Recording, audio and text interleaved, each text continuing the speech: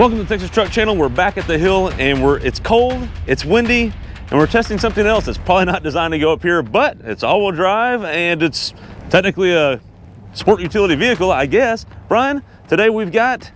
It has sport in the trim name. This is the Honda CR-V 2023 Sport Touring, or Touring Sport. Might be a mix which way that goes. But this is the big boy. It's hybrid and it's all-wheel drive. And something that's really interesting about this is the powertrain design.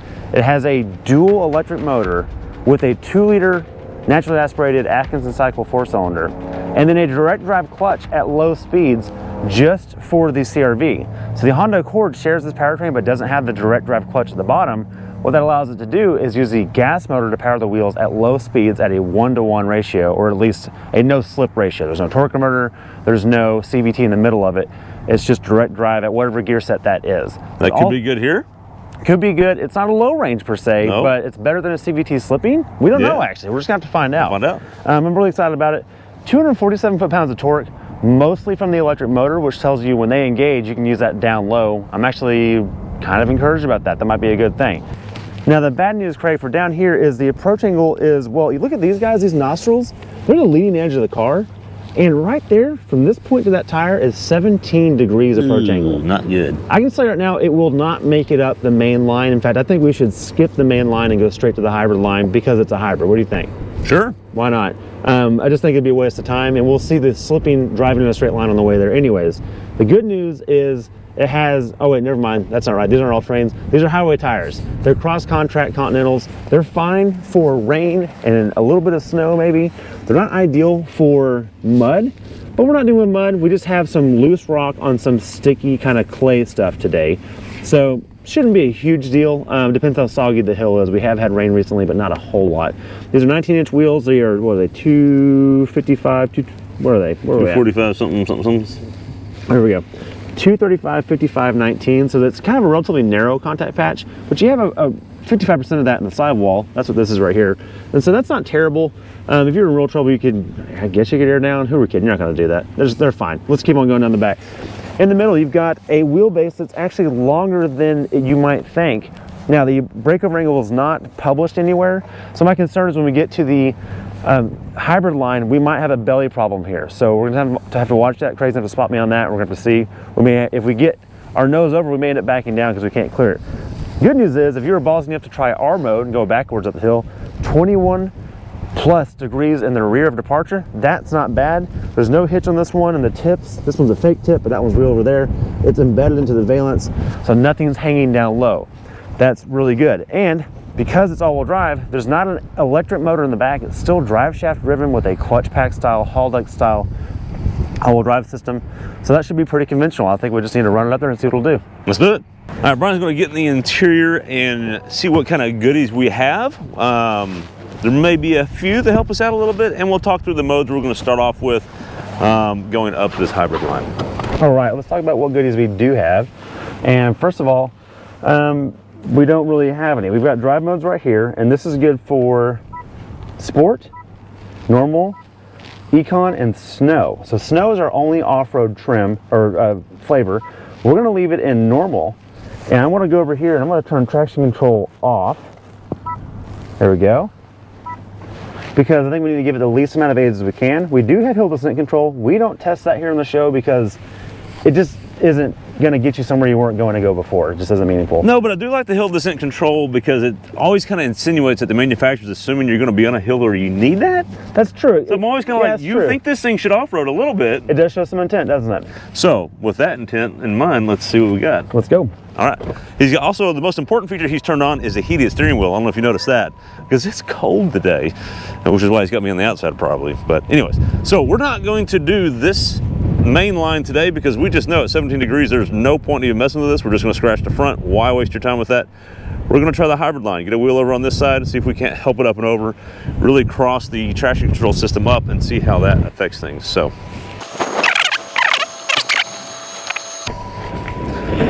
Okay, got it crossed up now. Motors come on.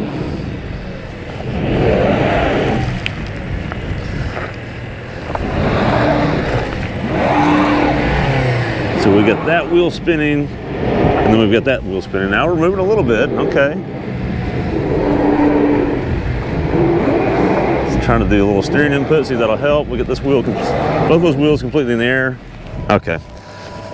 All right, so I waited it longer than I normally would because it was trying to do something. I wanted to give it a chance, and then I left it at about quarter throttle. I tried a little more, that didn't make a difference. It was peaking my throttle anyways. And the left tire was just surging from 0 to 10 miles an hour.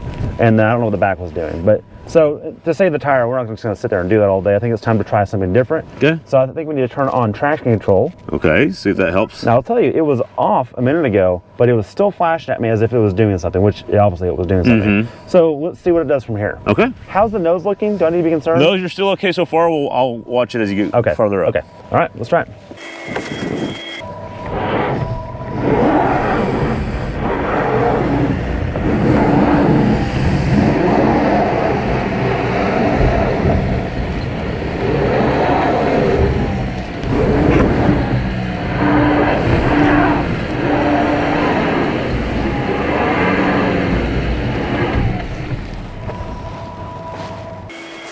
Okay, Yeah, well, not a whole lot further, a little bit. a little more, but I think I'm walking this way a little bit. Do you think we should try a fresh line? Nope, not yet. Okay, not yet. All right, well, let's try snow mode. And I have not done left foot braking intervention at all. Okay. So I'm trying to let the system do its own thing. If this doesn't work, we'll try that, see if we can drive through the brakes and get some efficiencies there. Sounds good. All right.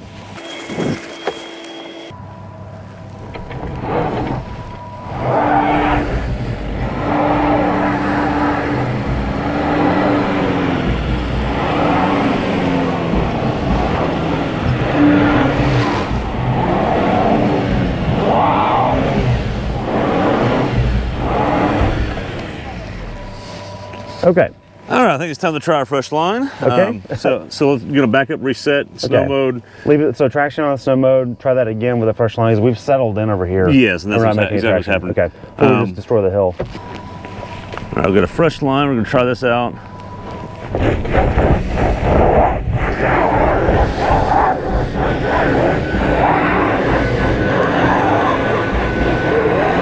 And here's what's happening. It is just not liking this right here. It is just spinning. It is not sending any power anywhere else like it needs to. It's not helping in the back. It's not helping on the other side. Nothing is locked up. Kind of disappointing. Brian, so, you know, it's kind of showing up there. Yeah. We're just getting no help from that spinning wheel. It's just sending all the power to the... Well, that one might be spinning too. It's spinning too, but yeah. But this one needs the most help to do. But if it would send any power to this other wheel over here at all, it would do something. Well, or if the brake lock intervention would send more power to this left rear, it would push up too. Either one. It's just getting wasted energy. So I think what we need to do is we want to do traction off. Okay. I'm gonna try and see if it'll do stability off too. I don't know if it will or not on this. Some cars do, some don't. Looks like not. Okay, I'm gonna put it into normal mode out of snow. And I'm gonna try and left foot brake and try and stop that wheel from going crazy. Okay. All right. We'll just see. It may not work at all. See if we get any further. All right.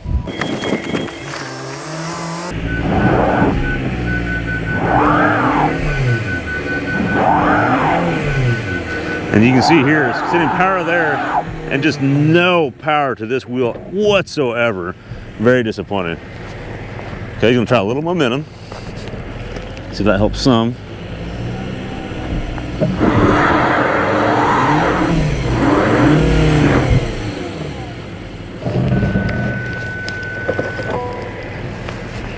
All right, let me see the camera real quick.